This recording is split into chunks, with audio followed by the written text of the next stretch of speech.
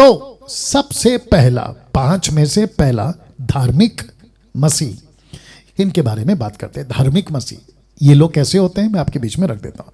दूसरा तिमोथी 3:5 पहले पढ़ लेते हैं। लिखता है कि वे, मतलब ऐसे लोग, भक्ति का भेष तो धरेंगे पर उसकी शक्ति को ना मानेंगे। ऐसों से परे रहना, मतलब ऐसों से बच के रहना, ऐसों से दूर रहना।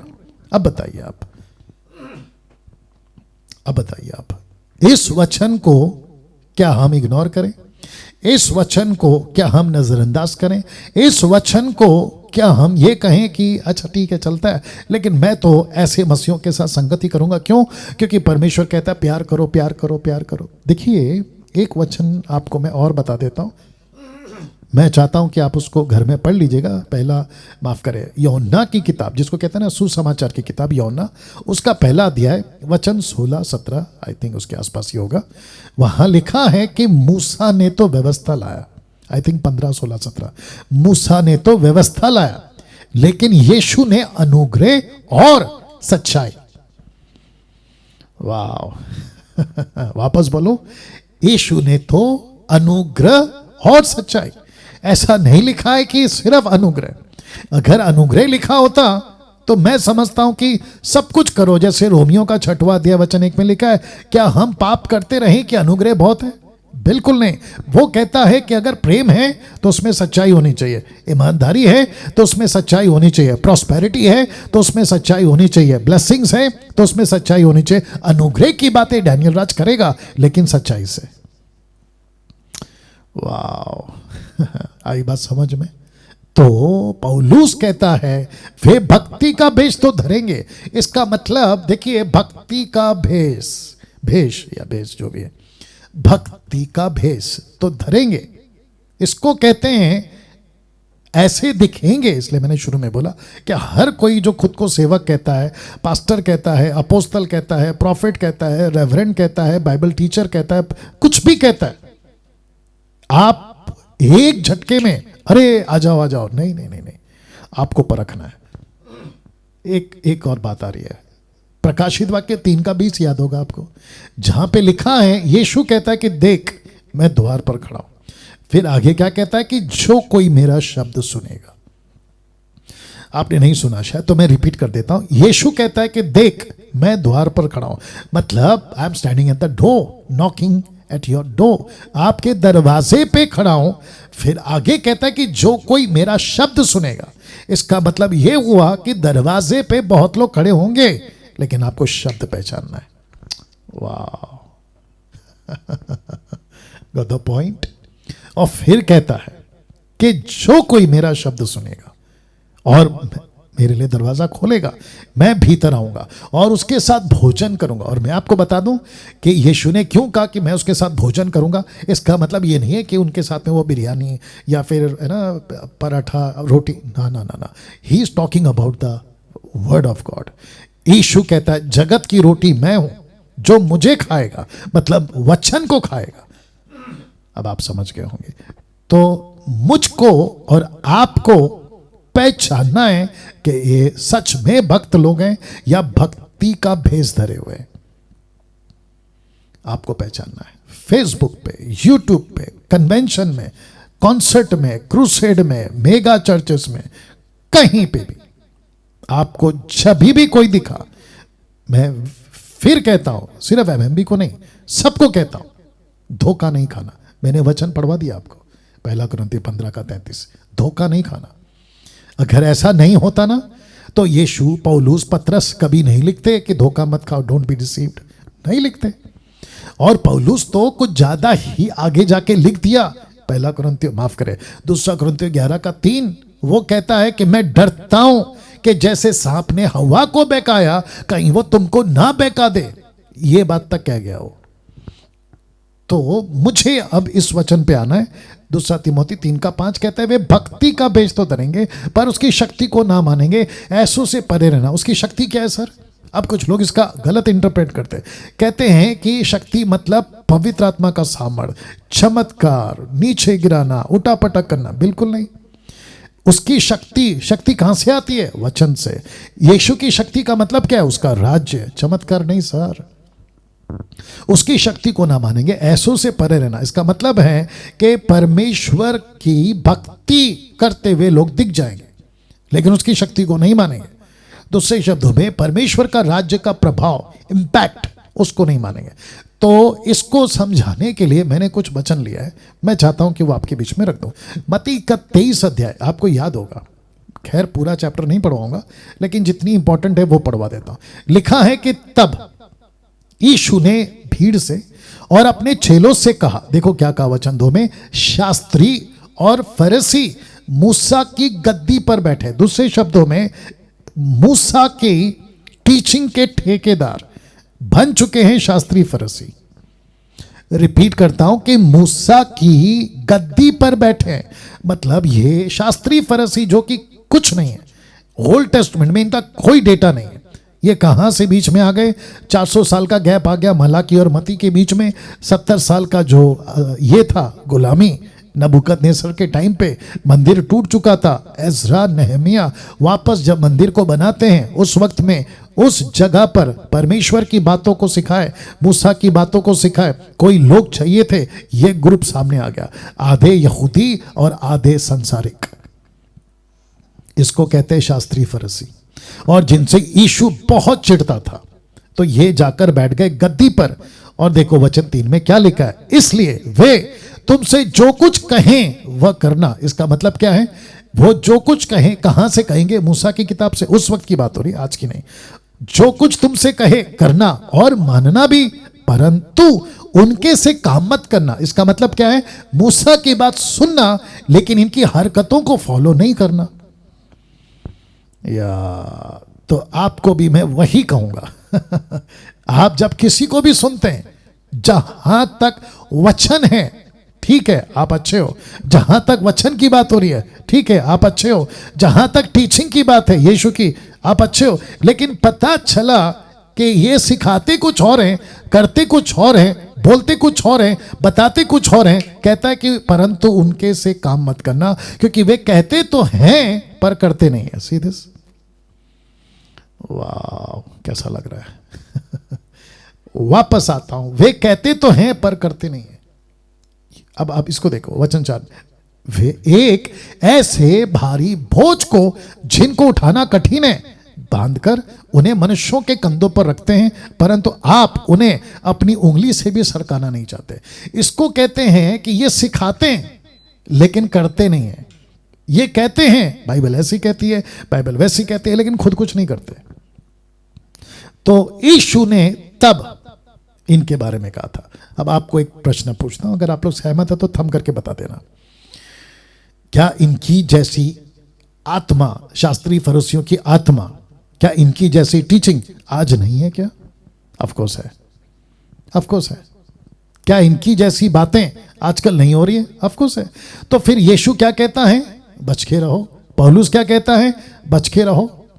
देखो क्या लिखा है, परंतु आप उन्हें अपनी उंगली से भी सरकाना नहीं चाहते। दूसरे शब्दों में ये दूसरों को कहते हैं लेकिन खुद नहीं करते। ये दूसरों को कहते हैं, मूसा की बातें सिखाते थे लेकिन खुद कुछ नहीं करते थे। वचन 5, वे अपने सब काम लोगों को दिखाने के लिए करते हैं। वे अपनी तावीज़ों को चौड़े करते, अपने वस्त्रों की कौरे बढ़ाते हैं। आजकल बड़ा एक तमाशा चल रहा है, इसको बोलते बोलते बता देता हूं, बड़ा तमाशा चल रहा है। जिस पास्टरों को, जो आज bishop, arc bishop, reverend bishop जो कैथलिक में पहनते हैं ना बिशप लोग, क्रूस, गले में क्रूस, हाथ में क्रूस, हाथ में डंडा, सर पे टोपी, बिशप वाली टोपी। ऐसी एक पंजाब का एक बंदा है, उसको भी मैंने देखा। मैं जब वर्शिप के लिए जाता था तो वो आते थे प्रीचिंग के लिए, तो पैंट शर्ट में आते थे वो। अब पता चला है कि भाई साहब ने भी बिशप का कपड़ा पहन लिया। और क्या था वो, कुछ तो गुरुद्वारा था सरदारों का, उसके बीच में खड़ा होकर वो प्रीच कर रहा है पूरे के पूरे झोले के साथ। उसको देख कर ही मैंने बोला ये व्यक्ति लाखों के लिए ठोकर का कारण बनेगा, लाखों के लिए। हाँ, अगर मरने से पहले सुधर गया तो स्वर्ग जाएगा, लेकिन नहीं सुधरा तो पक्का नरक जाएगा। देखो यीशु ने क्या कहा, अपने सब काम लोगों को दिखाने के लिए करते हैं। तो उस वक्त भी ऐसे लोग थे, आज भी ऐसे लोग हैं। उस वक्त भी ऐसे मसीह लोग थे, आज भी ऐसे मसीह लोग हैं। अगर इस वीडियो को उस पास्टर तक जो अभी बिशप का कपड़ा पहन के गुरुद्वारा में, सरदार के गुरुद्वारा में खड़ा, मैं उसका नाम जानता हूं, यहां पर है लेकिन नहीं बोलूंगा। उस व्यक्ति के ग्रुप के लोग, उसके चर्च के लोग अगर अभी ये वीडियो देख रहे होंगे, वो पक्का कहेंगे डैनियल राज तुम गलत हो, गलत हो। तो मैं ऐसों से बचो ये कह रहा हूं। तो इसलिए नाम क्या रखा है, पहला धार्मिक मसीहों से। अब आपको समझ में आ गया होगा। अच्छा, जब आप इनकी बात करोगे और उनको कहोगे अरे यार ये क्या तुम्हारा पास्टर बन गया, ये झोला टाइप का, क्रूस वगैरह, सर पे टोपी, जबकि पौलुस कहता है पहला कुरिन्थियों सर ढके प्रार्थना मत करो। सर ढके फोर्थ टेलिंग मतलब प्रॉफिटोस, ग्रीक वर्ड भविष्यवाणी, यानी कि preaching the word of God मत करो। लेकिन ये तो बाकायदा पूरा का पूरा टोपा लगा के घूम रहा है। अब बताइए आप पूरा का पूरा टोपी। हाँ, बीच में मैं राजस्थान गया था, राजस्थान हाँ शायद, तो वहाँ का कल्चर था कि भाई कोई गेस्ट आते हैं तो सर पे पगड़ी पहनाते हैं। तो मुझे स्वागत किया पगड़ी पहनाकर।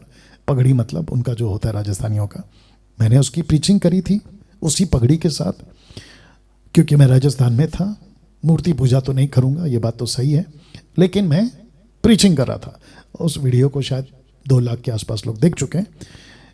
तो मुझे कई लोगों ने उसके अंदर कमेंट्स में पूछा, आप प्रीचर हैं, आप यीशु का प्रचार करते हैं, आप पगड़ी कैसे पहनते हैं? मैंने बोला यार वहाँ पे हूँ, अभी मेरे सर पे पगड़ी है क्या?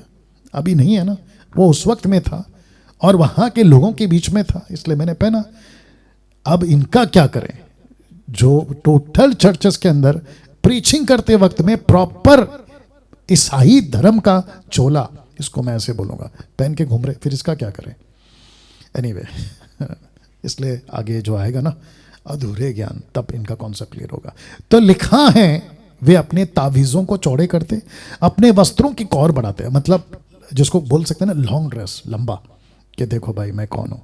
और वचन 6, भोज में मुख्य मुख्य जगहें, सभा में मुख्य मुख्य आसन, इनको है ना सबके साथ नहीं बैठे देखेंगे आप। अगर आप चर्च में भी चले गए, कैथलिक हो, मेथोडिस्ट हो, सीएनआई हो, मेन लाइन चर्च हो, और आजकल पेंटिकॉस्टल कैरिस्मेटिक में भी ये ट्रेंड आ गया, और आगे तो और भी बड़ा गर्क होगा मैं जानता हूँ। इन सबको आप अलग बैठा हुआ देखोगे, इन सबको आप है ना एक अलग कुर्सी, इनकी हाइट ऊपर होगी, ये पब्लिक के साथ नहीं बैठेंगे। और ये ट्रेंड वापस आ गया। तो मुझे नहीं पता कि यीशु इनके साथ क्या करेगा। अब आप सोचिए, अगर मेरी इस वीडियो से उनको अकल आती है और वो सुधरते हैं तो प्रेज गॉड, नहीं तो गई भैंस, आगे बोल दीजिए, पानी में। या वचन 7 लिखा है, बाजारों में नमस्कार और मनुष्य में रब्बी कहलाना उन्हें भाता है। मतलब उनको सबसे पहले उनको चाहिए कि रिकग्निशन मिले, मतलब पहचान मिले। दूसरा, उनको रब्बी कहलाए। और इसी के आगे जब मैं वचन पढ़वाऊंगा, वचन 9, तो यीशु कहता है कि किसी को पृथ्वी पे पिता और गुरु या रब्बी नहीं बुलवाना। अब आप सोचिए कि ऐसे लोग और इनकी मेंबर्स आपको सपोर्ट करेंगे, मुझे सपोर्ट करेंगे? बिल्कुल नहीं करेंगे। वचन 8 लिखा है, परंतु तुम रब्बी ना कहलाना, क्योंकि तुम्हारा एक ही गुरु है और तुम सब भाई हो। मतलब हम आपस में भाई हैं। पौलुस जब भी लेटर लिखता था ना, तो वो यही लिखता था, ब्रेदरन्स, इंग्लिश में पढ़ोगे ना, brethrens, I greet you in the name of Jesus. Brethren, brethren, brethren, brethren का मतलब होता है भाई और बहन, या हिंदी वाले हमेशा भाई भाई लिखेंगे, लेकिन ब्रेदरन्स का मतलब होता है ब्रदर्स एंड सिस्टर्स। जी, यीशु कहता है तुम सब आपस में भाई हो। तो मैं कहना चाहता हूं कि ये जो टाइटल लगाकर घूमते हैं, ओके, और एक दे देता हूं, ध्यान से सुनिएगा, एमएमबी के लोगों आप भी सुनिएगा। कुछ लोग कहते हैं कि पास्टर डैनियल, यीशु ने इफिसियों 4:11 में 5 प्रकार की मिनिस्ट्री दी है। एक है अपोस्तल, दूसरा है प्रॉफिट, तीसरा है एवेंजलिस्ट, चौथा है पास्टर, पांचवा है teacher. Apostle, prophet, evangelist, pastor and teacher. प्रेरित, भविष्यवक्ता, सुसमाचार, रखवाले और शिक्षक। फिर ये क्या है? बहुत ध्यान से सुनना, ये पोस्ट नहीं है, ये टाइटल नहीं है, ये काम है। इसको परमेश्वर ने कहा कि तुमको पास्टर का काम करना है, अपोस्तल का काम करना है। टाइटल लगा के घूमने को नहीं बोला। बाप रे टाइटल लगाकर घूमने को नहीं बोला सर। गौतम साहब सही बात है, या टाइटल लगाकर घूमने को नहीं बोला है। तो मुझे नहीं पता कि लोगों को क्या अच्छा लगता है। अभी बीच में एक आदमी है, नाम नहीं लूंगा, वो कहता है कि मुझे पास्टर क्यों नहीं बुलाते। अजीब है।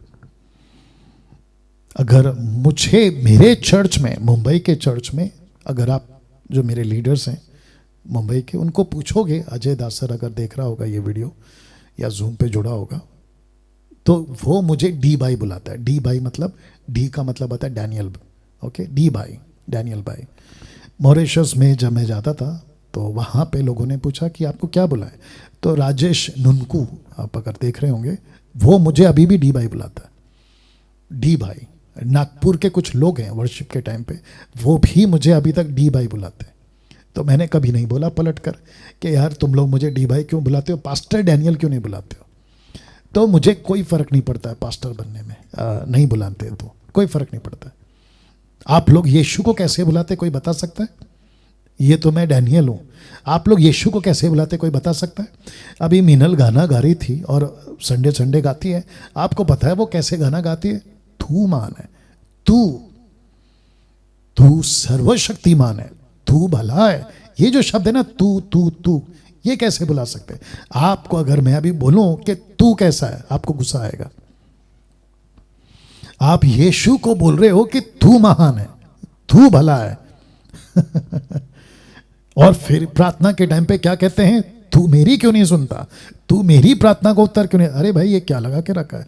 क्या यीशु ने कभी पलट कर बोला कि मुझे तू क्यों बुलाता है? सोच के देखिए आप।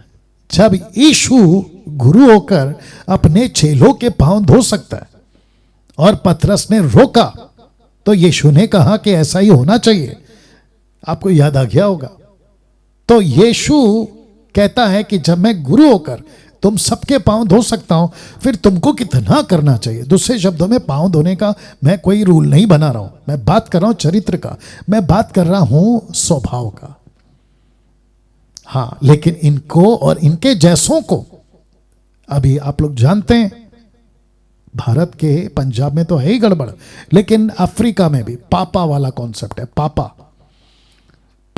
प्रॉफिट, डैडी, अरे रे रे रे। और दूसरा आत्मिक पिता का कॉन्सेप्ट मुझे नहीं समझ में आता कहां से आया। आत्मिक पिता का कॉन्सेप्ट, आत्मिक पिता, ये जितने भी लोग हैं ना, मैं सबको एक ही लाइन पूछता, मुझे बाइबल में से क्रिस्टल क्लियर स्टेटमेंट, पौलुस का, पतरस का, यीशु का, स्टीफन का, किसी का भी निकाल के बता दो जहां उन्होंने ये टीच किया हो कि तुम मुझे आत्मिक पिता बुलाओ। मैं फेसबुक पे, यूट्यूब पे प्रीच करना छोड़ दूंगा। आप नहीं निकाल के बता सकते, डंके की चोट पे बोलता हूं। और इसलिए तो कहता हूं कि जिसको 18 पता है तुम उसको 17 सिखा रहे हो। या कुछ लोग कहते हैं कि ये घमंड की बात है, तो ठीक है ना भाई। यिर्मयाह 9:23 कहता है कि पैसे वाला घमंड ना करे, अक्ल वाला घमंड ना करे, ताकत वाला घमंड ना करे। घमंड वो करे जिसको प्रभु को पहचान है। तो मुझे पहचान है, मैं कर रहा हूं। वापस आते हैं, परंतु तुम रब्बी ना कहलाना, क्योंकि तुम्हारा एक ही गुरु है और तुम सब भाई हो। वचन 9, पृथ्वी पर किसी को अपना पिता ना कहना। पृथ्वी पर, यीशु ने नहीं कहा यरूशलेम में, यीशु ने नहीं कहा इजराइल में। वो कह रहा था क्योंकि उनको पता था कि पृथ्वी भर में मेरी सेवा होगी। कम ऑन, यस और नो। उनको पता था कि महाराष्ट्र में मेरी सेवा शुरू हो जाएगी, पंजाब में मेरी सेवा शुरू हो जाएगी, कर्नाटका, 29 राज्य, अदर कंट्रीज में। तब यीशु ने कहा कि पृथ्वी पर, टोटल पृथ्वी पर किसी को अपना पिता ना कहना, क्योंकि तुम्हारा एक ही पिता है जो स्वर्ग में है। क्या बात है, कितना स्पष्ट, कितना सटीक। उसके बावजूद भी ऐसे लोगों को अक्ल नहीं, इसलिए नाम रखा हूं धार्मिक मसीह। वचन 10, स्वामी भी ना कहलाना, क्योंकि तुम्हारा एक ही स्वामी है, अर्थात मसीह जो तुम में बड़ा हो वो तुम्हारा सेवक बने। जो कोई अपने आप को बड़ा बनाएगा वो छोटा किया जाएगा, जो कोई अपने आप को छोटा बनाएगा वो बड़ा किया जाएगा। किसकी ओर से? प्रभु की ओर से। तो मैं वापस कहता हूं कि खुद को छोटा बनाओ, खुद को छोटा बनाओ। नहीं भागना है पद के पीछे, नहीं भागना है टाइटल के पीछे, नहीं भागना है पापा बुलाओ, नहीं कहना कि डैडी बुलाओ, नहीं कहना कि प्रॉफिट बुलाओ। आप यीशु के सेवक हैं, आप यीशु के नौकर हैं। आप और हम सब यीशु के चुने हुए, उसके लहू से खरीदे हुए लोग हैं। वचन 13, हे कपटी शास्त्रियों और फरीसियों तुम पर हाय। Can you believe this? Yeshu उनको श्राप दे रहा है, कहता है कि हे कपटी शास्त्रियों और फरीसियों तुम पर हाय, तुम मनुष्यों के विरोध में स्वर्ग के राज्य का द्वार बंद करते हो। ना तो आप ही उसमें प्रवेश करते हो, ना उसमें प्रवेश करने वाले को प्रवेश करने देते हो। ये आ गया मेंबर्स। पास्टर तो बिगड़ा है, बिशप तो बिगड़ा है, अपोस्तल तो बिगड़ा है, डॉक्टर भी बिगड़ा है, डिग्री की बात कर रहा हूं। ये सारे के सारे तो बिगड़े, ये खुद भी नरक जाएंगे, इनके फॉलोवर्स भी, आगे बता दीजिए, नरक जाएंगे। अब मैं ऐसी बातें करता हूं तो कुछ लोगों को बुरा लगता है, लेकिन इन वचनों को पढ़ते वक्त में आप क्या करते हो? आंख बंद कर लेते हो क्या? अरे इसको नहीं पढ़ेंगे। नहीं, आपको पढ़ना पड़ता है और आपको सिखाना पड़ता है। आपको सिखाना पड़ता है क्योंकि यीशु की बातें आपको सिखाना ही है। यही तो करता था पौलुस।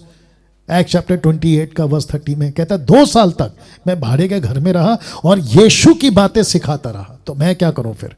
मैं किसकी बातें सिखाऊं? संस्था की? मैं किसकी बातें सिखाऊं? डिनोमिनेशन की? मैं ये बातें क्यों सिखाऊं? क्योंकि सबको खुश रखना है। मैं वो सिखाऊंगा जो यीशु को कहा गया करने के लिए। गलतियों की किताब में पौलुस कहता है, आई थिंक पहला अध्याय वचन 10 में वो कहता है, मैं मनुष्यों को खुश करूं या परमेश्वर को? बताइए। तो जिसके चलते वो कहता है ना तो आप ही उसमें प्रवेश करते हो, ना उसमें प्रवेश करने वाले को प्रवेश करने देते हो। तो मेरी जो वीडियोस है ना यूट्यूब पे, फेसबुक पे जब आती है, काफी लोग शेयर करते हैं, मैं जानता हूं, लेकिन उसमें से कुछ ऐसे ग्रुप हैं कहते हैं कि डैनियल राज की वीडियो शेयर मत करो।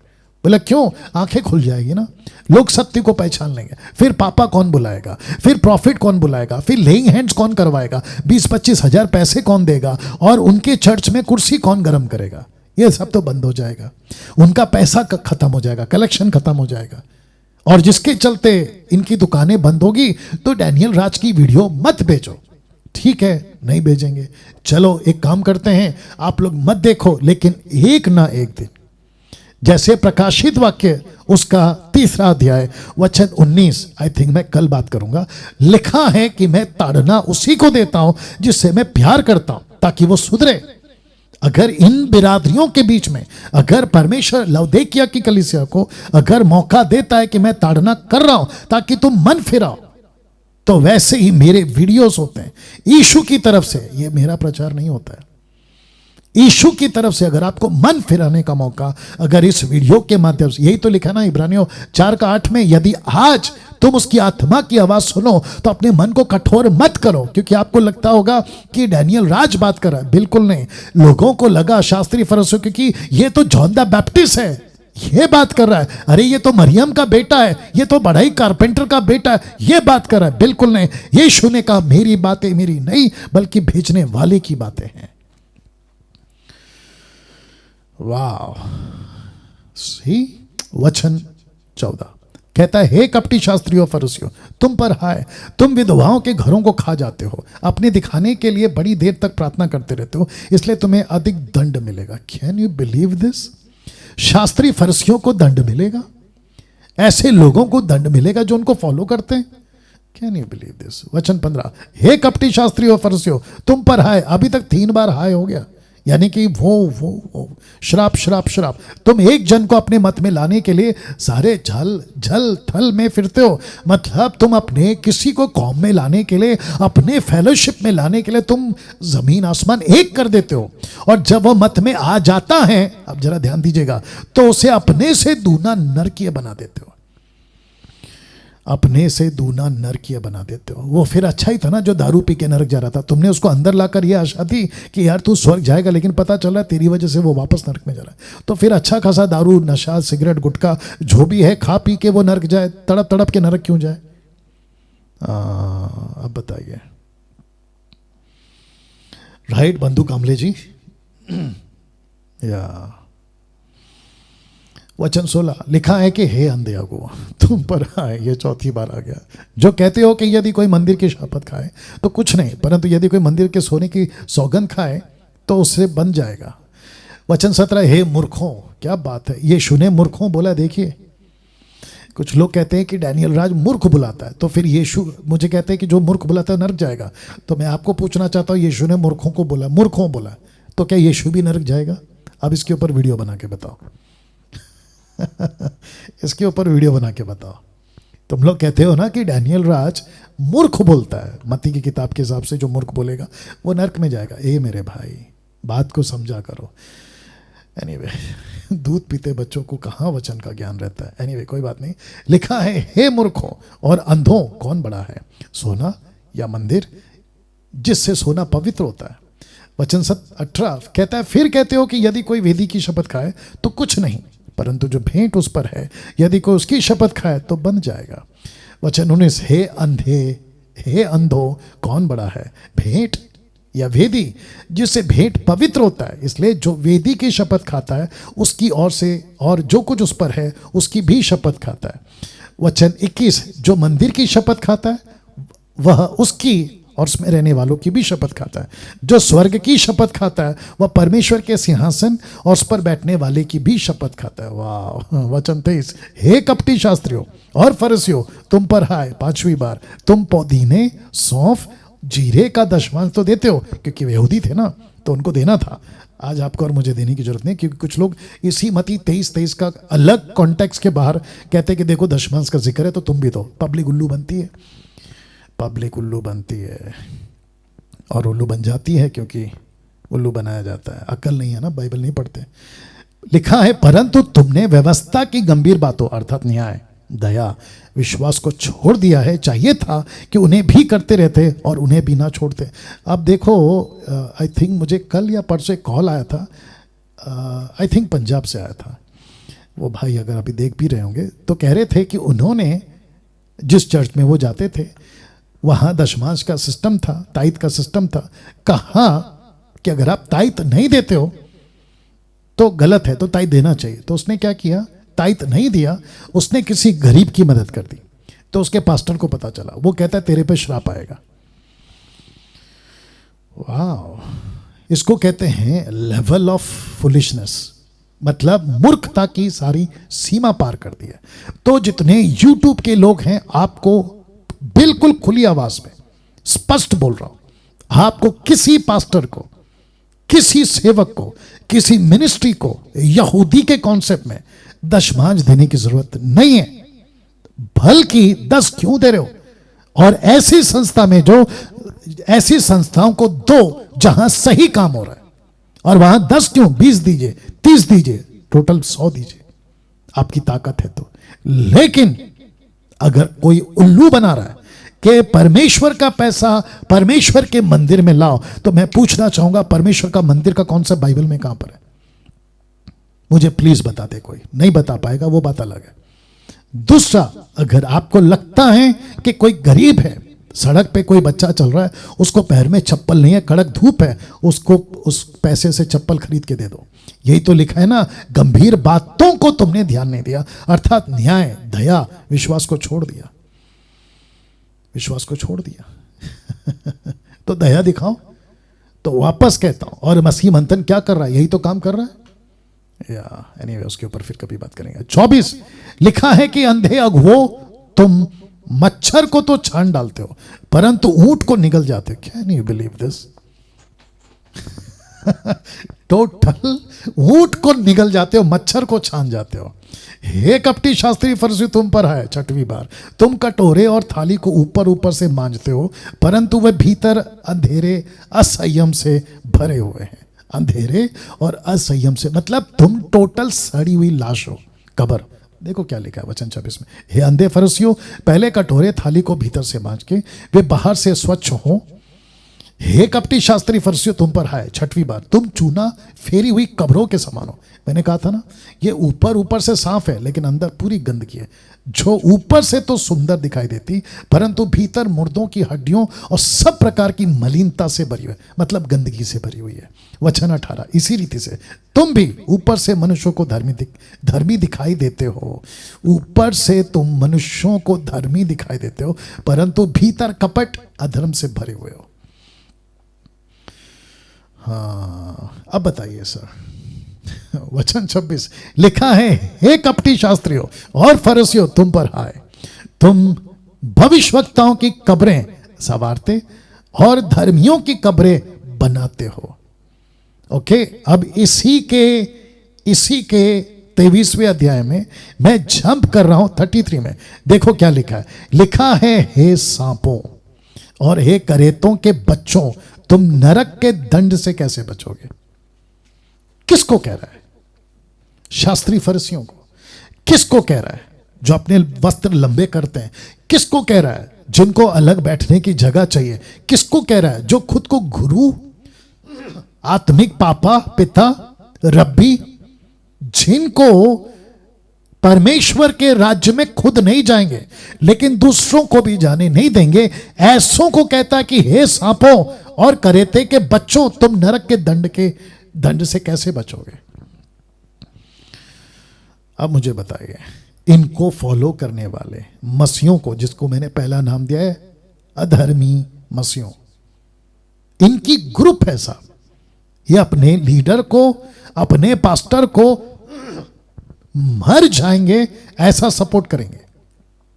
कहते हमारे पापा को कुछ नहीं कहना, हमारे गुरु को कुछ नहीं कहना, हमारे पास्टर को कुछ नहीं कहना, नहीं तो हम ये करेंगे वो करेंगे। अरे बाप रे, ऐसी बिरादरी है। मरकुस का 7:13 देखो क्या कहता है। इस प्रकार तुम अपनी रीतियों से जिन्हें तुमने ठहराया है परमेश्वर का वचन टाल देते हो और ऐसे ऐसे बहुत से काम करते हो। वचन 7:14 कहता है, उसने लोगों को अपने पास बुलाकर उनसे कहा, तुम सब मेरी सुनो और समझो। इसका मतलब क्या है? इनकी मत सुनो, इनको मत समझो। यीशु कहता है मुझे सुनो और मुझे समझो। क्या बात है दोस्तों। और मैं भी तो यही कह रहा था 2 साल से और कहता आ रहा हूं और आगे भी कहूंगा कि ऐसे अधर्मी मसीहों को मत सुनो, ऐसे लोगों को जो खुद भी ठीक नहीं है और खुद तो नहीं जाएंगे और दूसरों को जाने के लिए रोड़ा बनाएंगे। मत सुनो ऐसों को। यीशु ने यही तो कहा है, लोगों को अपने पास बुलाकर कहा इनको मत सुनो और ना ही समझो। कोई जरूरत नहीं इनको समझने की। ना दोस्तों,